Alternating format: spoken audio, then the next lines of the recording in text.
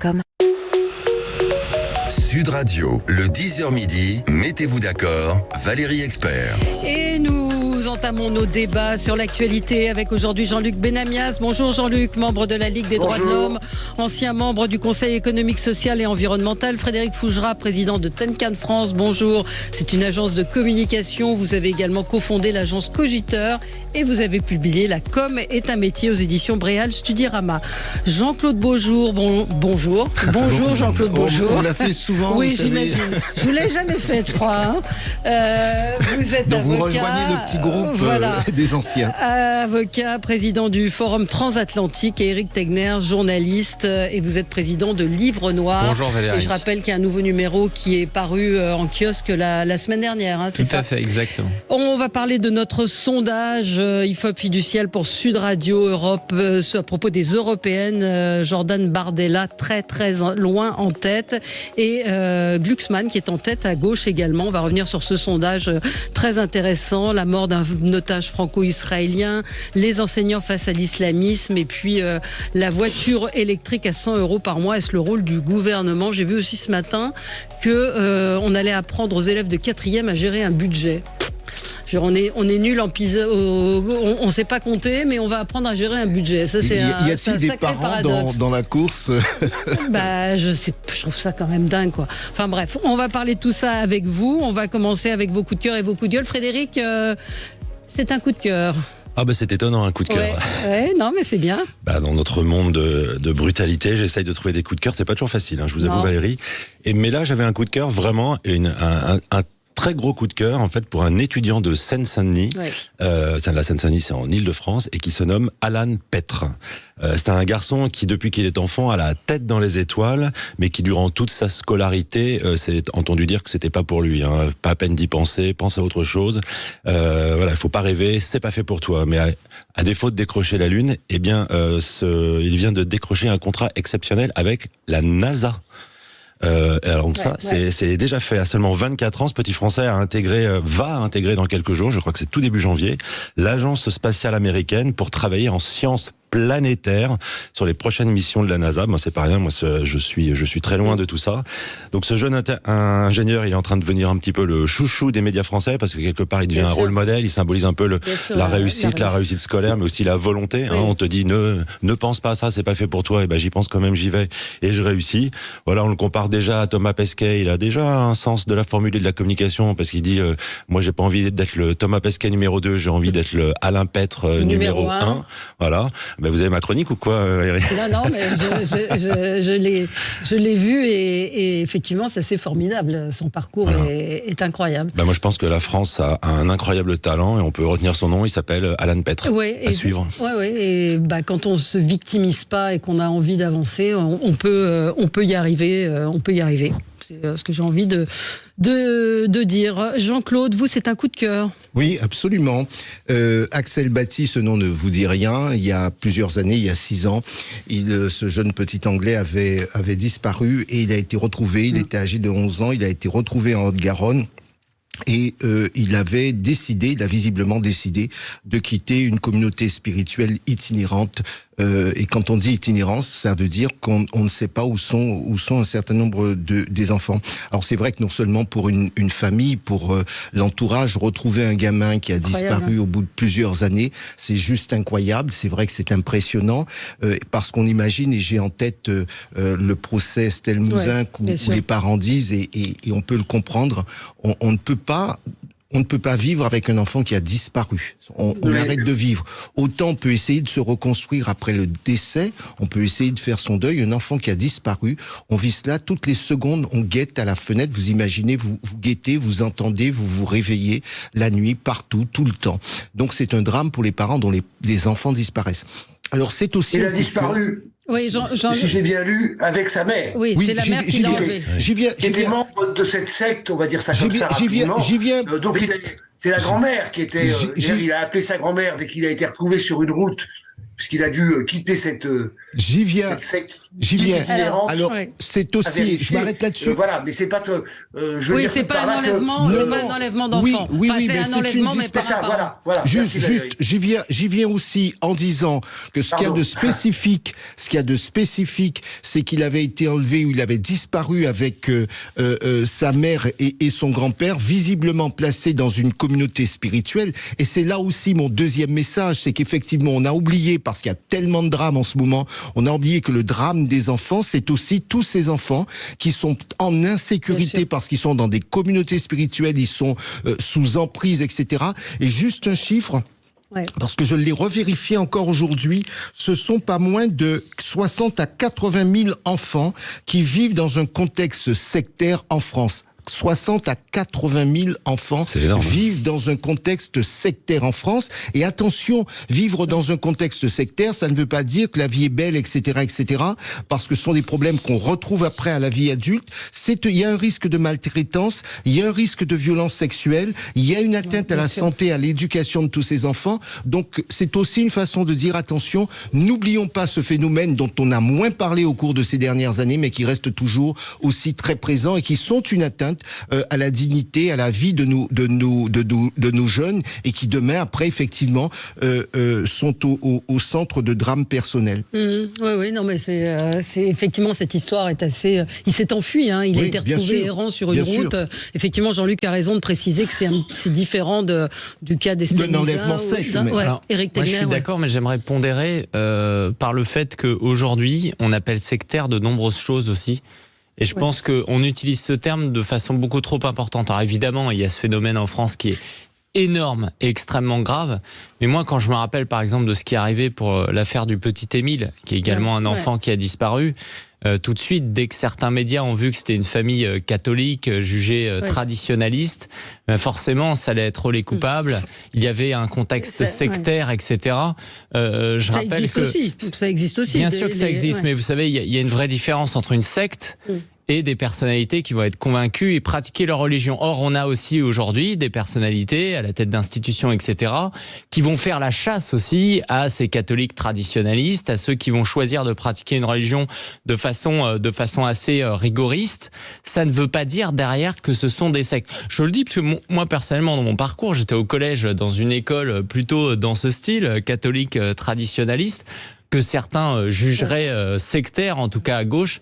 Je ne pense pas avoir vécu ça. Je ne pense pas que j'emporte les... Mais ce que je veux dire, c'est que dans de nouvelles appellations aujourd'hui, on pourrait dire que ce type d'établissement serait sectaire. Donc il faut faire attention sur l'utilisation des mots. Bien sûr, mais ça existe aussi. Il y a certaines communautés religieuses catholiques. Je suis d'accord. Mais vous voyez, si on met tout le monde dans le même truc, le problème, c'est qu'après, ça peut perdre juste pour préciser. Mais c'était pas une accusation par rapport à vous, c'est par rapport au chiffre. J'ai bien compris. Non, mais c'est pour aussi... C'est étonnant de se sentir accusé quand ça semblait pas du tout être le cas. Non, mais c'est pour aussi bien clarifier les choses. Moi, je suis d'autant plus à l'aise que je suis catholique pratiquant. Donc là-dessus, je n'ai pas de souci. Et qu'à l'époque, je sais bien qu'il y avait un débat entre la pratique rigoriste de la religion et la secte, et la frontière est parfois pas toujours évidente. Cela étant, moi, je pointe le doigt sur un phénomène qui existe. Le doigt ou le droit Je pointe le droit, il a dit. Sur un phénomène qui existe et qu'on ne peut pas ignorer parce que c'est source de difficultés, de drames familiaux, etc. Alors après, est-ce que c'est 80, est-ce que c'est 60, est-ce que 50 ? C'est pas le plus important. Le plus important pour moi, mon message, c'est de dire attention, parce que nous sommes dans une actualité qui est ce qu'elle est en ce moment, on oublie qu'il y a un certain nombre de phénomènes qu'il faut surveiller de très près. Absolument. On va continuer de débattre dans un instant, mais c'est le moment pour vous de jouer avec nous, avec Sud Radio. C'est le moment du grand sapin. Vous avez eu tous ces cadeaux au pied du sapin, de notre beau sapin Sud Radio. Évidemment, cette année, Sud Radio vous offre de très nombreux cadeaux jusqu'au 25 décembre. Et vous pouvez gagner un week-end pour 2 personnes dans des lieux d'exception en France avec Vacances Bleues. Vous pouvez gagner un bon cadeau également d'une valeur de 75 € chez cadeau.com ou encore, évidemment, des enceintes connectées. Enfin, il y a plein de choses. Vous nous appelez 0826 300 300 et nous prendrons le Le combienième appel 27e. Mais non, c'est jusqu'à 25. Ah mince, 17. Alors, 17e appel. Allez, vous êtes très nombreux à nous appeler. Tentez votre chance et on se retrouve dans un instant avec vous. À tout de suite. Sud Radio, le 10h midi, mettez-vous d'accord, Valérie Expert. Et tout de suite, les pronostics de Jean-Paul Delperrier, pronostics hippiques. Bonjour Jean-Paul, vous êtes à Vincennes aujourd'hui. Et oui, bonjour ma chère Valérie, bonjour à tous. Nous serons comme tous les vendredis en nocturne pour le Quintet. Ce soir, c'est la course 8 de la Réunion 1. 20h15, prix de Tourcoing, 2850 mètres avec 16 concurrents. Le 11 Fantasia de Ligny sera ma base devant le 13 Gold RP. 15 Ghostbuster devant le 10 Girl de Bassière, 9 Gaz d'Ocagne, 16 Gaélique du Rocher, 14 Guide-moi Forgan et 5 Gamin du Gaultier. 11, 13, 15, 10, 9, 16, 14 et 5. En sélection du jour à Deauville, en réunion 4 courses 6, je vous conseille le 6 Primo Violino. Sud Radio, le 10h midi, mettez-vous d'accord, Valérie Expert. Et on se retrouve pour commenter l'actualité, ce sondage en particulier, sondage IFOP fiducial pour Sud Radio avec les intentions de vote aux prochaines élections européennes et avec le Rassemblement national qui arrive très loin en tête avec 30% d'intention de vote. On va en reparler évidemment avec vous. Je vous représente les débatteurs qui sont là aujourd'hui. Frédéric Fougera, président de Tancan Paris, c'est une agence de communication. Vous êtes également cofondateur de l'agence Cogiteur, et vous avez publié La com est un métier aux éditions Bréal Studirama. Jean-Claude Beaujour, avocat, président du Forum Transatlantique. J'ai appris que Jean-Claude aimait le chocolat. Éric Tegner, chocolat noir. Absolument, j'ai pas osé. Journaliste, président de Livre Noir. On vous a pas attaqué sur le sujet? Non, je plaisante. C'est de très mauvais goût ce matin. Jean-Luc Benamias, membre de la Ligue des droits de l'homme, ancien membre du Conseil économique, social et environnemental. Jean-Luc, c'est un coup de cœur, un hommage? Oui, c'est un triste coup de cœur. Sur le décès, il y a maintenant près d'une quinzaine de jours, d'une grande dame de l'écologie, Michèle Rivasi, qui a été dans sa carrière, avant d'être élue politique, députée nationale, puis députée européenne pendant très longtemps, qui était, je vais raccourcir, mais son fait d'armes pour m'exprimer comme ça, c'est d'avoir créé, suite à la catastrophe de Tchernobyl en 1986, avec, on s'en rappelle, l'État français qui déclarait que le panache, le nuage radioactif n'avait pas touché la France alors qu'elle avait touché l'ensemble de l'Europe du nord au sud, d'avoir créé une association qui s'appelle la CRIRAD, qui est une association de mesure des radiations. Et elle avait réussi en quelques semaines, avec pas mal de gens et pas mal d'amis sur les territoires notamment du sud-est ou en Corse, à montrer que, évidemment, la radioactivité avait été relativement forte, si ce n'est extrêmement forte, dans certains de nos territoires, notamment dans le sud-est et en Corse. Voilà. Elle a une carrière extrêmement longue. Les auditeurs et auditrices de Sud Radio la connaissent bien parce qu'elle est souvent passée sur Sud Radio. Oui. Voilà, on fait un hommage national à Marseille demain au Pharo. C'est ouvert au public si les gens veulent lui rendre hommage. Voilà, c'est une perte parce que cette dame était en pleine forme et bien, on a beau être en pleine forme, on peut mourir d'une crise cardiaque d'une minute à l'autre. C'est ce qui lui est arrivé à 70 ans. Oui. Vous n'avez pas l'impression qu'elle s'était un petit peu perdue avec le Covid ? Moi, je crois pas, non. Non, sur tous ces propos anti-vax. Si je parle de Sud Radio, c'est qu'il y a eu des émissions, tu t'en rappelles, Valérie, où effectivement un certain nombre de débats étaient faits avec des gens qu'on appelait complotistes. Ça n'était pas le cas de Michèle Rivasi. Elle s'attaquait à un sujet délicat, qui est le sujet des vaccins, et pas uniquement sur le vaccin non, contre le Covid. Elle s'est attaquée effectivement au financement et à tout ce qui était Commission européenne et la façon et l'opacité des contrats. Et plus que l'opacité, et les dizaines de milliards d'euros donnés à Pfizer, pour être clair. Alors c'est un sujet extrêmement délicat, extrêmement difficile. Moi je trouve que on peut en penser ce qu'on en veut, mais c'était extrêmement courageux. Oui. Écoutez, vous lui rendez hommage ce matin. On continue notre tour de table. Éric Tegner, vous, c'est un coup de cœur? Oui, et décidément, il y a beaucoup de coups de cœur ce matin. Je pense que c'est l'approche des fêtes de Noël. Moi, c'est également pour une personne talentueuse sur les réseaux sociaux qui commence à véritablement percer depuis quelques jours.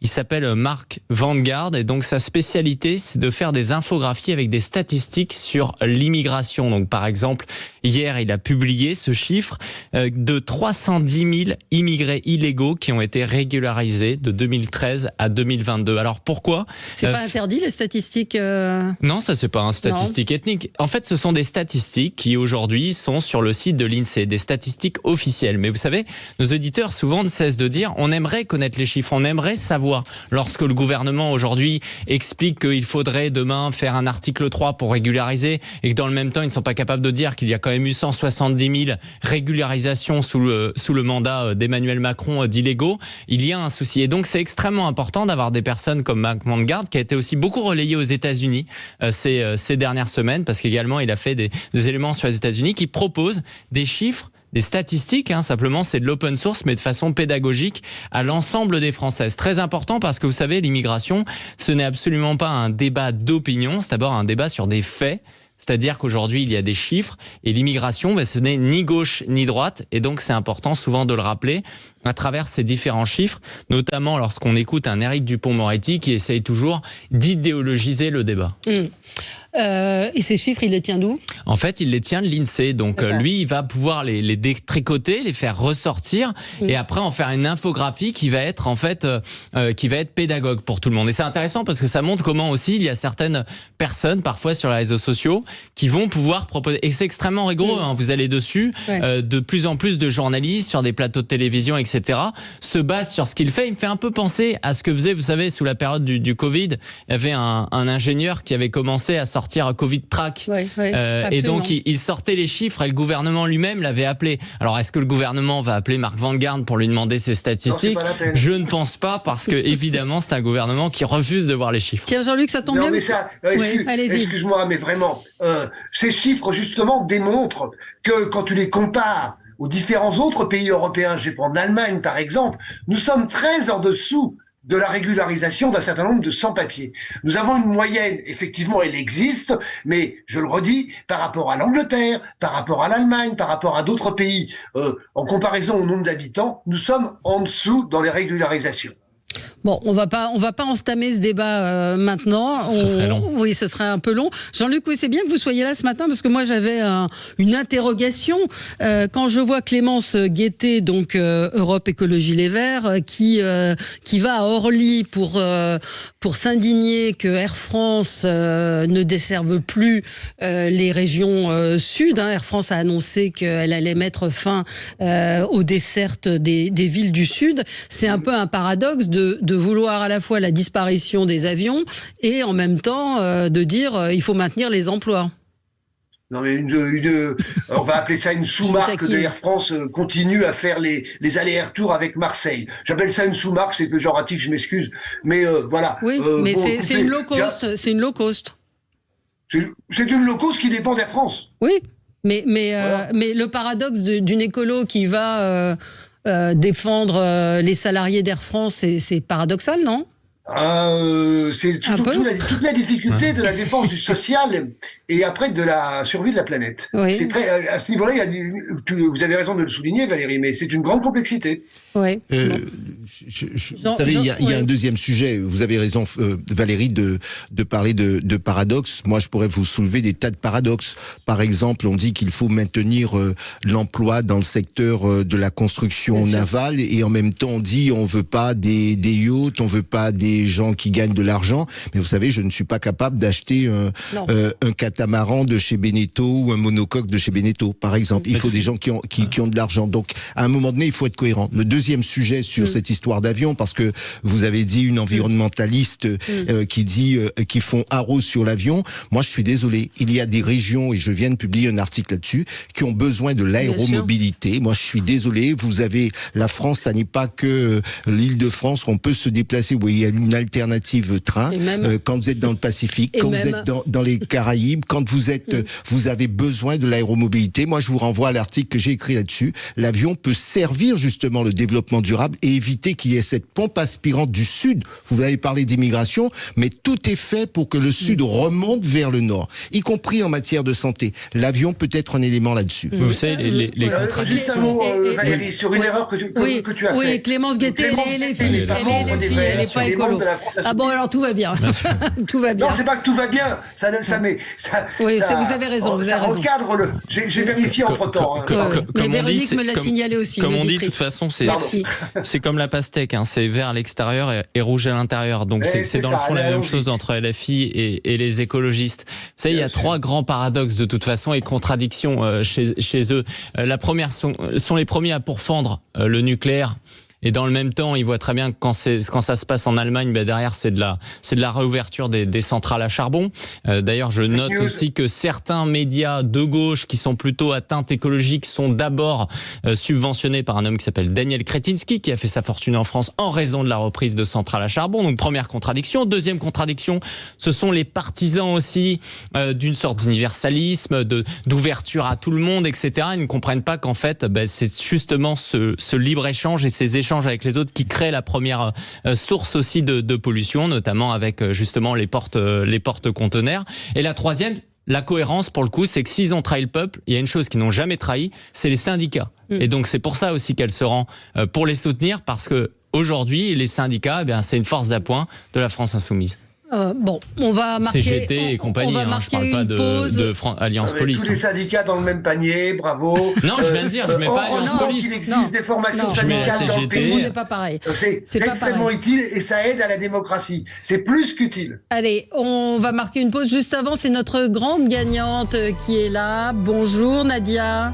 Oui, bonjour. Bonjour, vous nous écoutez tous les jours, j'espère. Oui, entre deux patients, parce que je suis aide-soignante à domicile, donc dans la voiture. Ah, très bien. Écoutez, joli métier que le vôtre et beaucoup de courage à vous, parce que c'est vrai que je sais que c'est pas toujours facile et que les salaires ne sont pas toujours très rémunérateur pour les aides-soignantes à domicile. Oui, mais avec de la volonté, on y arrive. En tous les cas, merci pour votre émission qui parle de tout. C'est très bien. On essaye. Alors, on va découvrir votre cadeau. Oui.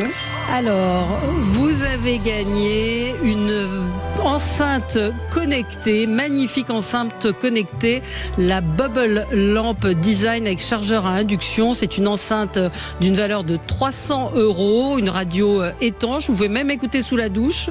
Je chante très mal. Vous chantez très mal, mais vous pouvez écouter Sud Radio, vous n'avez pas besoin de chanter. C'est la marque Lexon qui vous offre cette magnifique enceinte et vous pouvez aller voir sur leur site, il y a de très beaux objets connectés, lexon-design.com. Vous allez la garder ou l'offrir ? Je pense que je vais la garder. Après, j'ai des petites filles qui seront peut-être intéressées, on verra. Bon, écoutez, gardez-la pour vous. Et écoutez, on vous souhaite de très bonnes fêtes de Noël à l'écoute de Sud Radio. Merci de votre fidélité, Nadia. Et nous, on se retrouve dans un instant. C'est Jacques Pessis. La clé de votre vie, elle est très simple. Passez de joyeuses fêtes, de très belles fêtes. Vous les méritez. Bonne fête avec Sud Radio. Sud Radio. Sucré. Sud Radio, le 10h midi, mettez-vous d'accord, Valérie Expert. Avec vous sur Sud Radio pour commenter l'actualité avec Jean-Luc Benamias, Frédéric Fougera, Jean-Claude Beaujour et Eric Tegner. Alors, parlons de notre sondage IFOP fiducial pour Sud Radio qui vous a interrogé, qui a interrogé les Français.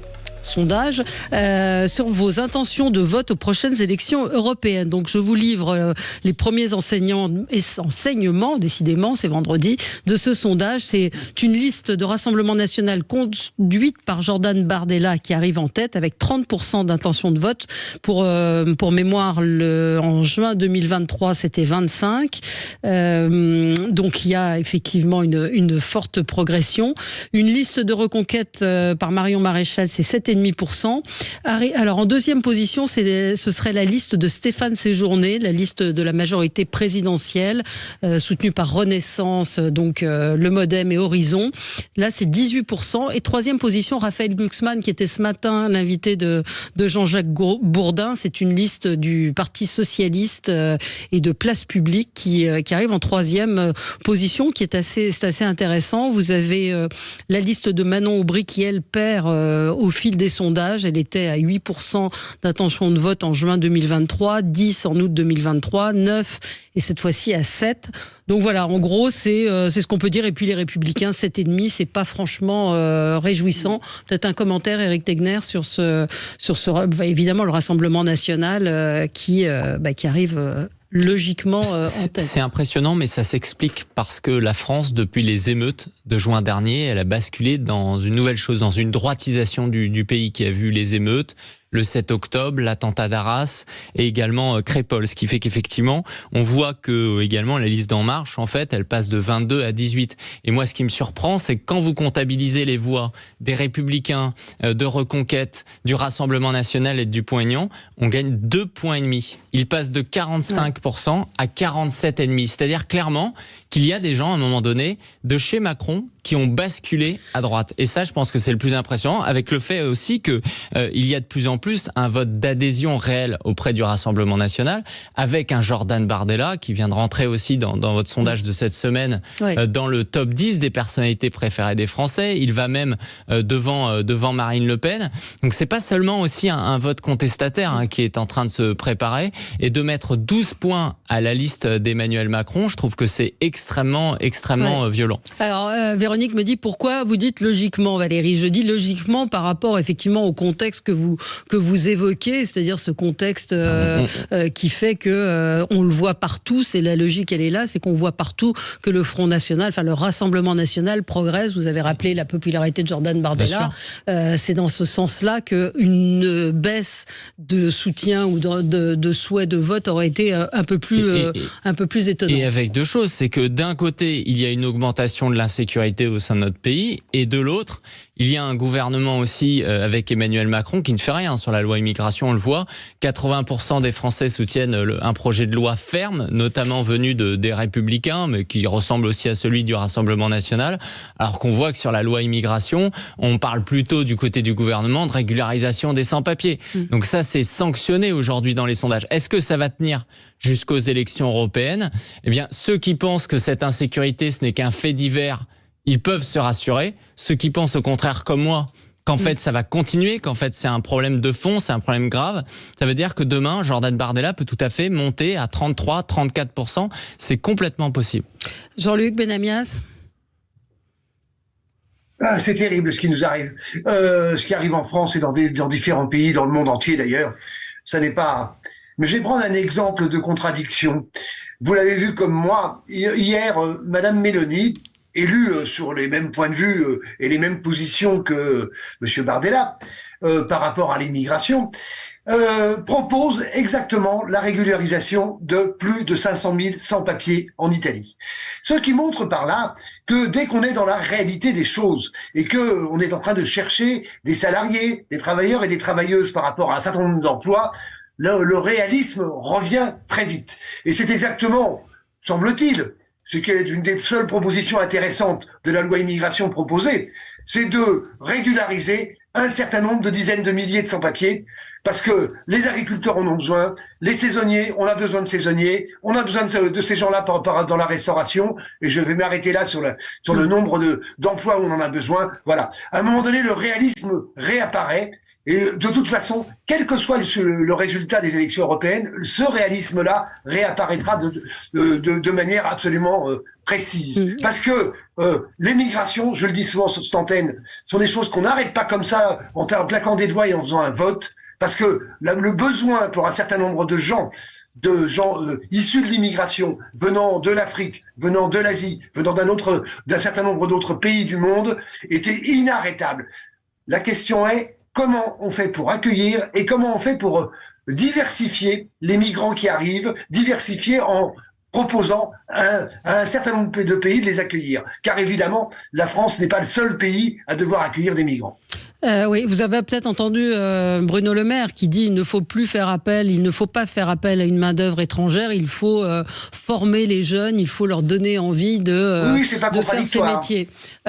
Sur le sondage en lui-même, c'est 30% qui sont là. Alors je vois des auditeurs qui me disent les sondages sont manipulés. Non, il y a une haute autorité, c'est très contrôlé, les sondages, ça correspond à des règles. Quand l'ensemble des instituts Absolument, c'est donne ça. à peu près les mêmes résultats, on peut considérer que ces résultats sont dans le domaine du réel, dans un temps donné qui est celui de maintenant. Ouais. Donc moi, je ne pense pas qu'ils sont manipulés. Non, mais il y a des règles, et Frédéric Dabi nous l'avait bien expliqué. Vous avez raison de parler des multiples instituts de sondage qui ne sont pas amis, donc qui ne peuvent pas se mettre d'accord. Et puis, il y a des contrôles très stricts sur la manière dont sont faits ces sondages. Bah oui, ça vous fait rire, Véronique, mais quand ça vous plaît pas, c'est quand même la vérité. Un auditeur me dit, si les salaires dans les métiers en tension étaient corrects, il n'y aurait pas besoin de régulariser des gens venus d'une autre culture et d'une autre religion. Xavier qui nous raconte, il est retraité, c'est un auditeur fidèle, et qu'il est obligé d'aller faire la plonge pour arriver à vivre. Et la plonge, c'est souvent effectivement payé rien du tout, et ce sont des étrangers qui acceptent de le faire. Et je rappelle juste qu'il y a quand même 400 000 étrangers légaux sur notre territoire qui sont au chômage. Ouais. Donc, en fait, ce qu'on est juste en train de voir, c'est qu'ils veulent régulariser des personnes qui aujourd'hui souhaitent travailler justement pour être régularisées.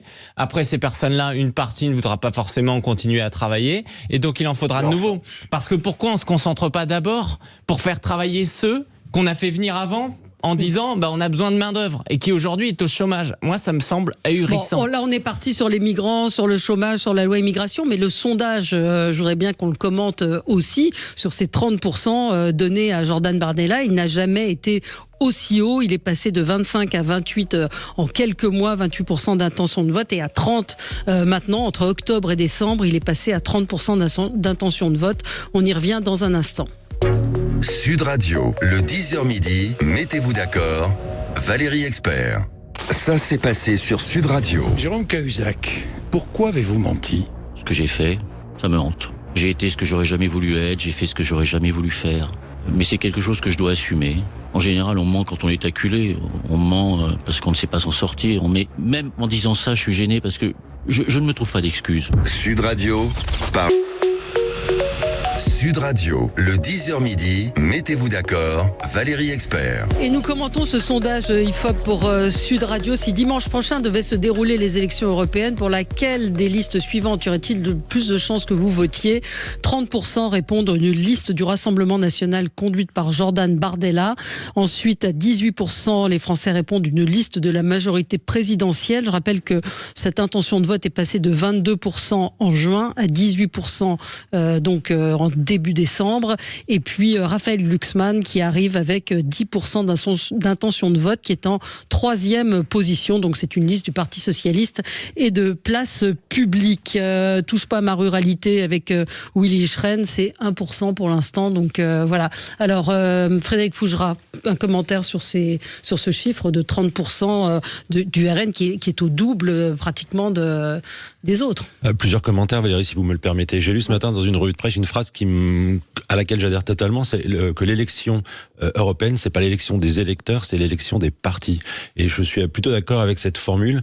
L'élection européenne, c'est un peu une élection de communication, par son côté intermédiaire. Quelque part, on se défoule, quelque part, on s'exprime, et quelque part aussi, on exploite en communication cette élection. Il y a des partis comme le Rassemblement national qui décident de mettre en tête de liste un leader, Jordan Bardella.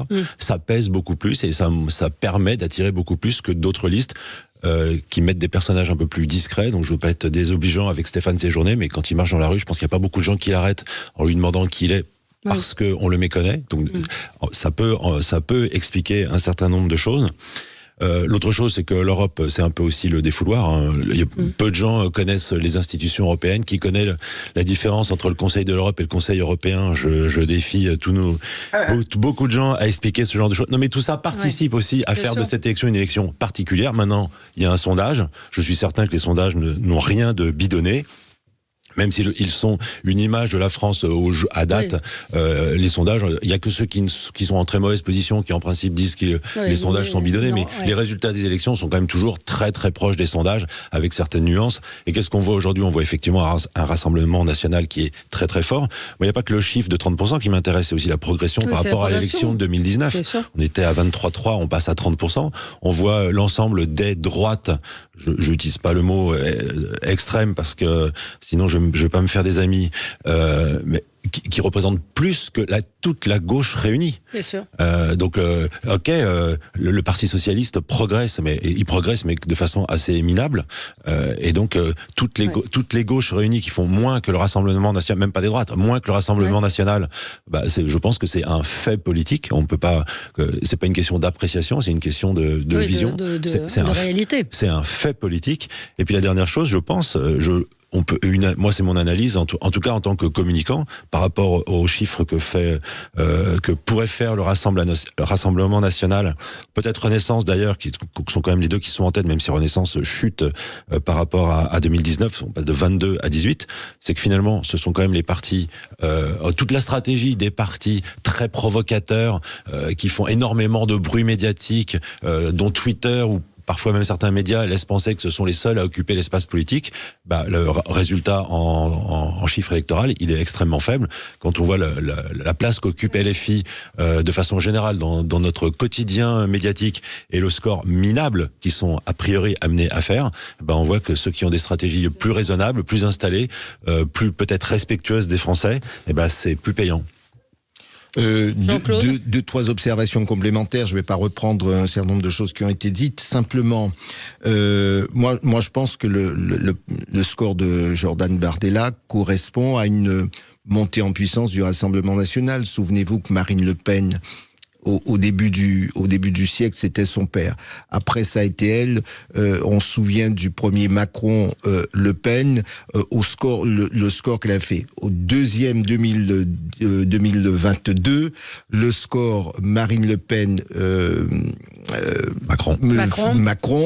Elle prend encore une envolée. On voit bien qu'on se rapproche de quelque chose et que le Rassemblement national tente à devenir le parti d'opposition, le réel parti d'opposition. Et c'est la raison pour laquelle vous avez Rassemblement national devant et puis le parti présidentiel derrière à 18. Et vous disiez effectivement que le parti présidentiel a perdu 4 points en quelques mois parce qu'effectivement, il a face à lui une opposition. Et l'élection européenne est toujours aussi une élection au cours de laquelle le parti majoritaire perd en positionnement. La question, c'est qu'il ne faut pas que ça continue à dégringoler. Ça, c'est un vrai sujet. Maintenant, le dernier point d'observation, c'est que moi, ce que je regrette dans cette histoire, c'est notre positionnement européen et notre politique européenne ne soit pas suffisamment mise en lumière dans le cadre de ce débat, et que finalement, c'est un peu notre politique interne qui se traduit dans une élection européenne, alors que et là-dessus tous les hommes politiques ont une part de responsabilité, parce qu'en permanence on ne cesse un peu de mettre l'Europe à l'index en disant que l'Europe est à l'origine de tous les maux. Ce que je regrette personnellement, il y a quelques jours encore j'étais à Bruxelles, je suis désolé, l'Europe apporte aussi à nos pays, et un fonctionnaire me disait il faut arrêter de raconter des histoires. On sait aussi tenir compte des spécificités régionales. On travaille pour qu'il y ait une forme d'unité. À 450 millions, c'est pas évident. Alors ça ne veut pas dire qu'ils réussissent absolument bien, mais simplement tous les défauts sont pointés du doigt, et donc ça n'incite pas au véritable débat européen, et ça n'incite pas en tout cas à voter pour la question européenne, mais plutôt sur le plan le plan domestique à l'occasion de l'élection européenne. Oui, enfin le RN n'a pas l'image d'un parti tellement pro-européen non plus. Donc ça signifie aussi quelque chose. Mais bien sûr, mais c'est pour ça que je vais mettre un élément positif, parce qu'il en faut bien. S'il y a quelque chose de positif sur cette élection européenne, c'est qu'il y a une reconduction des sortants. Vous savez, la faiblesse de la France au Parlement européen, par exemple par rapport à nos alliés allemands, c'est que eux ont des députés européens qui sont là depuis 30 ans. Donc ils connaissent parfaitement et ils savent négocier. Nous, à chaque fois, on renvoie les vieux là-bas, ceux qu'on sait pas caser. Là, Manon Aubry, Glucksmann, Bellamy, Bardella, ils y retournent. Donc au moins, on a des gens qui ont de l'expérience, peu importe le parti. Je pense qu'on peut être d'accord là-dessus. Sur Jordan Bardella, il aura un défi, c'est la mobilisation. C'est pour ça que dans ces tracts, à chaque fois, ce qui ressort le plus, c'est 9 juin. Cette fameuse date, parce que leur souci, c'est cela. Mais ce qui est intéressant, je trouve, dans ce sondage... Déjà, merci d'informer de la date, parce que je suis pas certain qu'on soit tous au courant qu'on vote le 9 juin. Ça va être le grand problème, et ça joue 3 semaines avant l'élection, mais c'est pour ça il parle toujours du 9 juin. Mais c'est que, vous savez, en 2019, la clé, c'est qui allait être le réceptacle de la colère des Gilets jaunes. Donc, c'était une élection européenne quand même basée sur la question sociale, industrielle, etc. Cette année, les élections européennes, elles vont être basées notamment sur la question de l'immigration. D'ailleurs, un point sur lequel Jordan Bardella, en termes de tonalité, se différencie un peu sur sa façon de présenter les choses de Marine Le Pen. Parce que c'est bien de dire à chaque fois que le Rassemblement national monte, de dire oui, mais ça fait partie d'une progression depuis des années, etc. Je pense vraiment, depuis les émeutes de juin, qu'il y a un contexte, qu'il y a une fracture, et que cette fois-ci, ceux qui vont gagner, c'est ceux qui vont être le réceptacle justement de cette colère, de ces Français qui, dans les campagnes aujourd'hui, parce que c'est la nouveauté, on en a beaucoup parlé ici sur ce plateau, se sentent en insécurité et voient cette insécurité sortir des banlieues et venir jusqu'à leur petit village dans l'ensemble du territoire français. Et donc ça, c'est un phénomène majeur qu'il faut prendre en compte. Moi, je pense que déjà, on va voir la majorité présidentielle parler de la montée de l'extrême droite en permanence, et c'est bien ce qui fait qu'ils vont continuer à descendre, parce qu'ils ne prennent pas du tout ça en compte. Jean-Luc ? Déjà, il faudrait arrêter d'appeler ça majorité présidentielle. Certes. Je veux bien que Emmanuel Macron soit le président, c'est une évidence, mais pour le reste, on le voit au Parlement et on le voit partout. La France est dans un état absolument de dissociation avec l'ensemble des populations quand on arrive à ce qu'on voit régulièrement. Ce sondage, pour moi, donc je le répète, il est fortement réel, malheureusement. Si on fait le total quand même des gauches, sans parler de la NUPES, qui est en fin de vie, il semble-t-il, il y a une égalité globale, heureusement d'ailleurs quand même quelque part, entre le vote d'extrême droite, puisqu'on peut faire l'addition, et le vote des différentes formations de gauche. Voilà, ça ne répond pas à tout parce que de toute façon c'est la proportionnelle. Je ne sais pas comment vous comptez, parce que déjà si on additionne Jordan Bardella, Marion Maréchal Le Pen, Nicolas Dupont-Aignan, on est déjà à 40%. Si vous rajoutez...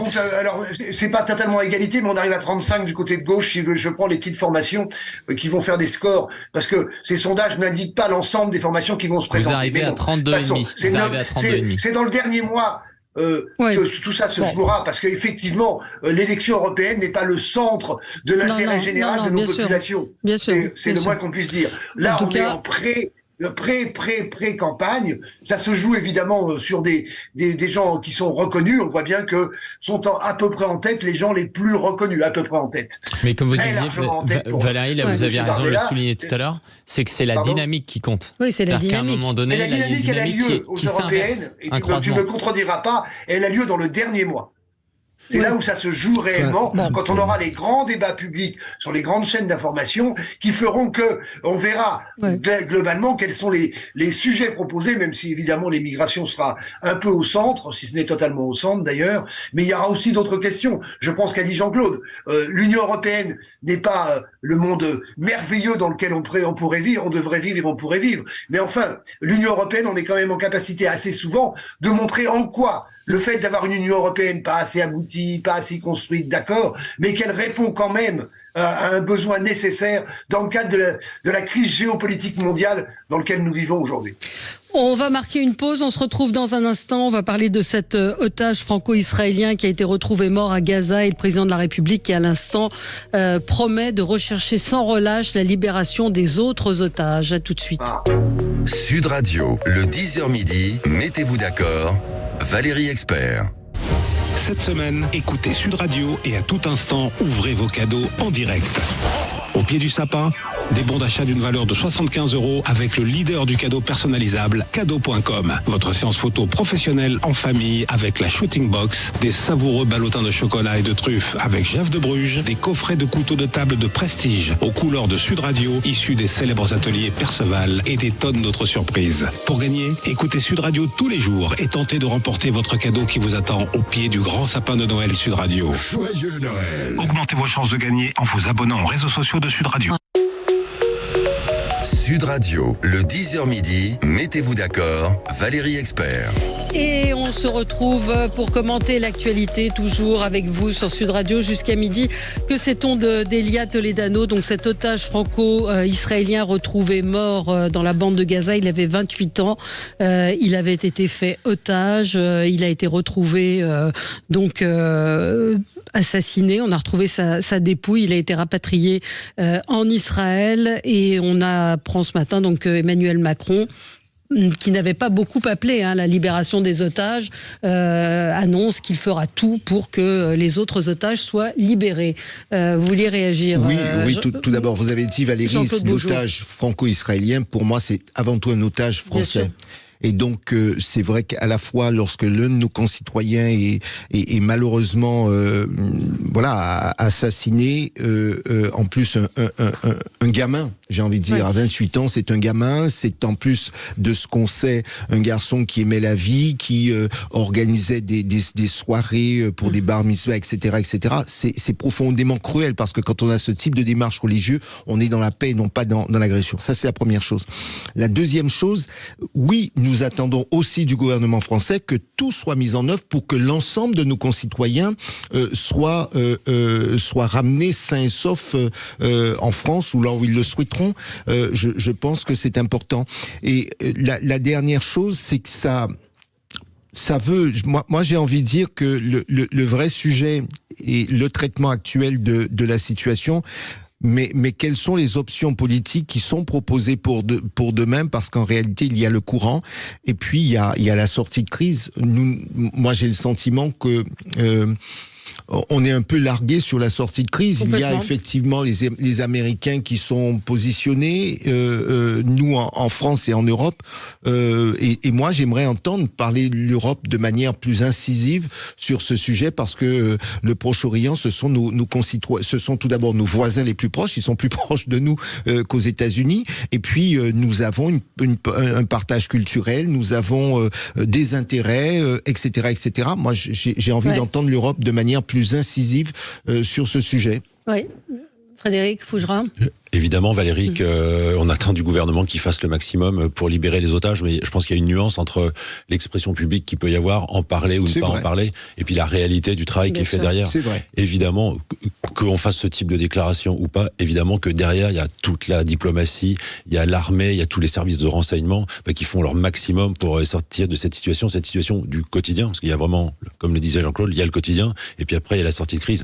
Mais bon, c'est pas une déclaration, heureusement, qui fait ce genre de déclaration en expliquant qu'il va faire son maximum. Mais évidemment que le maximum est fait, par énormément de personnes. Mais on ne peut pas dire pour un président spécialiste de la communication qu'il ait beaucoup communiqué dans ce sens-là jusqu'à maintenant. Alors là vous êtes, Valérie, une spécialiste de la communication. Nous ne le sommes pas, donc on peut... Non, mais c'est Frédéric Fougerat. Non, mais aussi Frédéric. Non, mais ce que je peux dire, c'est qu'effectivement, c'est pas à la hauteur de ce qu'on pourrait attendre. Maintenant, comme l'indiquait Frédéric, je sais, pour avoir discuté très souvent avec des ambassadeurs qui ont eu eux-mêmes à gérer des otages, que parfois la communication n'est pas celle qu'on voudrait, parce que derrière, il y a beaucoup de travail, en tout cas beaucoup trop d'intérêt, c'est très compliqué, et donc la communication peut paraître au grand public ou bien aux institutions comme mauvaise, pas adaptée, mais c'est parce qu'elle est très compliquée à ce moment-là. Et je parle de gens qui ont géré la récupération des otages. Vous avez raison, c'est-à-dire que s'il avait parlé beaucoup, on aurait dit il parle trop, là on dit il parle pas assez. Mais je reconnais que on aurait voulu avoir quelque chose de plus consistant. Je serais particulièrement mal à l'aise si je devais le conseiller, parce qu'on est dans une société qui est tellement fracturée autour de ces sujets que de toute façon toute prise de parole ou tout silence va être interprété, va être critiqué, et je pense j'espère surtout que dans ce genre de situation, on ne pense pas d'abord à son image ou à sa réputation dans la communication, mais plutôt à la solution de ce que l'on a à régler, qui fait quand même partie des situations les plus lourdes qu'on a à régler quand on est dirigeant. qui travaille là-dessus. Oui, mais Éric Tegner, peut-être sur... Voilà, oui. Moi, je vais vous dire, je trouve ça honteux de la part du président Macron, cette gestion des otages français.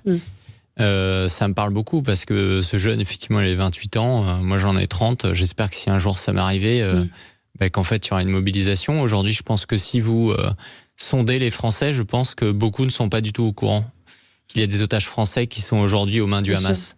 Moi, j'ai essayé de demander à des gens autour de moi qui sont pas forcément très politisés.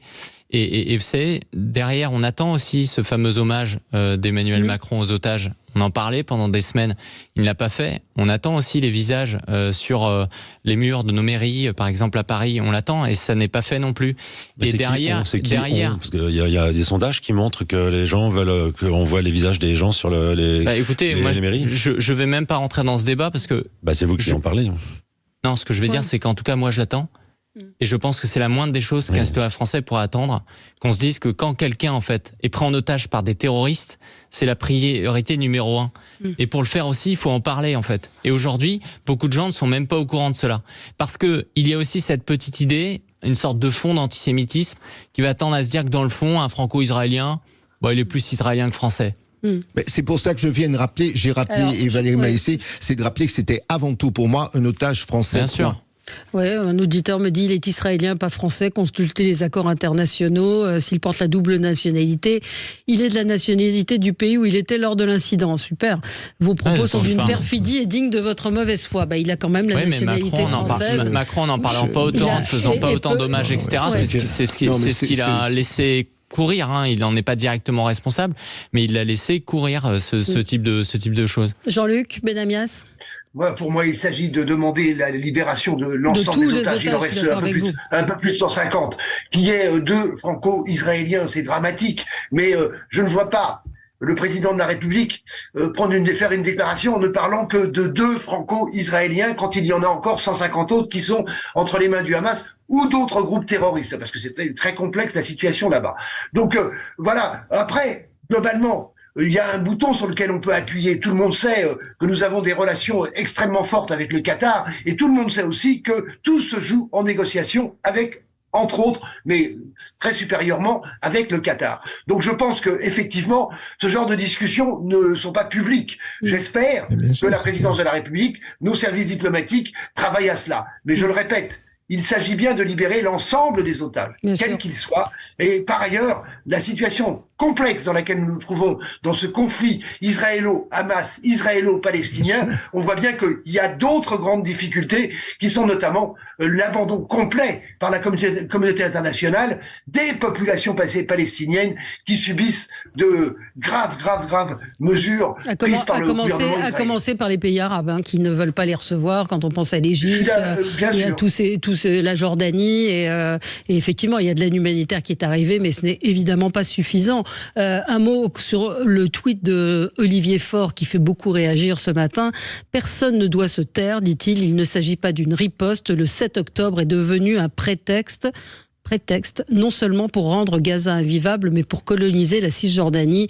L'extrême droite israélienne devra rendre des comptes devant le monde entier. Donc il se fait tacler, il répond « Si vous saviez lire, j'ai dit, est devenu un prétexte. Personne ne nie la barbarie terroriste, mais le drame ne justifie en rien une punition collective ni l'accélération de la colonisation. » Moi, je trouve que tous ces gens qui ont tweeté un peu, ou qui tweetent un peu à tort et à travers, et qui d'un seul coup se font reprendre, qui ne se rendent pas compte de ce qu'ils ont publié, qui après disent « Ah mais non, mais c'est pas ce qu'on a voulu dire, non on n'est pas antisémite, non on n'est pas antisioniste », regardez ce que vous écrivez. Mais moi je pense qu'ils s'en rendent compte. Parce que pour eux c'est une guerre qui est légitime, et derrière en fait ils vont simplement condamner des moyens où ils considèrent que dans le fond ce sont des dommages collatéraux. Vous savez, et plus le temps va passer, plus il y aura de morts dans la bande de Gaza, plus de toute façon ce discours de leur côté va être légitimé. Mais c'est le mot de prétexte qui est, même si c'est devenu un prétexte qui est dès le choquant. début, vous savez, ils avaient du mal à dire que le Hamas était un mouvement terroriste, donc c'est pas surprenant. Et dans quelques semaines, et ils le font déjà, ils vont commencer à comparer le nombre de morts, ils vont dire il y a 1500 morts qui ont été assassinés dans les kibboutz, mais de l'autre côté, il y en a 15 000. C'est ce qui se fait déjà en fait. C'est qui le il? Qui le il quoi? Le il des personnalités. Le il, ils vont dire. Ça veut strictement rien dire. Ils vont dire. Bah si, Jean-Luc. Toute la gauche et toutes les gauches ne sont pas totalement unanimes par rapport à ce qui se passe. Je vais vous dire, moi, Olivier, mais justement, habituellement, on dit la France insoumise. Bah maintenant, depuis le tweet de ce matin, on va dire le Parti socialiste, en fait. Mais non. Bah, vous n'êtes pas choqué par le tweet d'Olivier Faure? Non, je ne suis pas choqué. De dire que c'est un prétexte. Ça m'étonne pas que vous ne soyez pas choqué. De dire que c'est un prétexte. Voilà. C'est un prétexte. C'est-à-dire que le mot prétexte n'est pas le bon mot. Bref, merci. Oui. Bah oui, le choix des mots. Le choix des mots compte quand vous êtes un responsable politique. Je suis d'accord. Ils vont être de moins en moins choqués. Donc ce n'est pas étudiant que Jean-Luc Benamès ne soit pas choqué. Le soutien trouver des excuses d'une grande partie de la gauche à l'existence de l'État israélien, c'est un soutien absolument total. Je dis bien d'une grande partie de la gauche. Oui, Frédéric Fougerat. Quand je lis Olivier Faure qui dit il faut arrêter de se taire, il faut parler, mais il faut parler pour dire des choses utiles. Donc parfois mieux vaut peut-être se taire que dire des choses inutiles ou sujets à polémique qui ne servent en rien la résolution du problème, et juste peut-être à faire du bruit et exister politiquement. Oui, et ça, je trouve ça triste sur ce genre de dossier. Bien sûr. Vous savez, depuis que tout cela a repris et qui n'avait jamais cessé, parce qu'on a oublié le 7 octobre que le conflit israélo-palestinien n'avait pas cessé, je suis allé relire un certain nombre de responsables politiques européens ou américains qui expliquent, et vraiment des gens qui connaissent très bien le sujet, qui expliquent à quel point le conflit est particulièrement complexe. Donc c'est vrai que moi, ce que j'ai envie de dire, c'est qu'aujourd'hui, il faudrait arrêter de tweeter, de multiplier des messages qui en réalité mettent de l'huile sur le feu, pour pouvoir juste faire un peu arrêt sur image, pour réfléchir à la suite. Et c'est pas se défiler que de dire cela. Si c'était facile, ça se saurait et ça ne ferait pas plus de voilà. Si à un moment donné, il faut se taire. Bon, eh bien nous allons nous taire et laisser la parole à André Berkoff. Très bonne journée sur Sud Radio. C'est Philippe David, je vous souhaite de joyeuses fêtes avec Sud Radio. Bonne fête avec Sud Radio. Sud Radio. Parlons vrai.